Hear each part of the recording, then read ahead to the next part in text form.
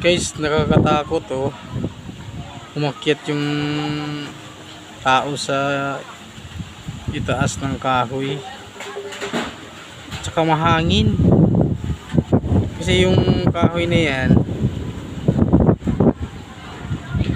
pinuputol yan kasi delikado yan.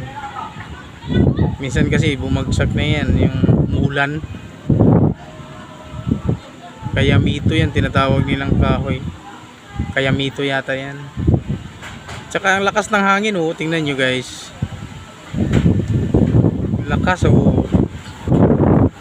Nandun siya sa taas. Masyadong mataas na yan. Tingnan nyo guys, nandun siya. Nandun siya guys oh, tingnan nyo. Mahawak siya ng mabuti kasi ang lakas ng hangin. Nakakatakot guys. Tingnan nyo yung kapaligiran guys oh. Yun, yung bahay. Tsaka yung puno. Sinusum ko to guys para malapit sa tingnan. Kaya to, doon oh, maraming tumitingin sa kanya kasi nababahala. Kaya yun, nandun siya sa taas guys oh, tingnan nyo. Ang layo na yan, taas ng kaya mito na yan guys.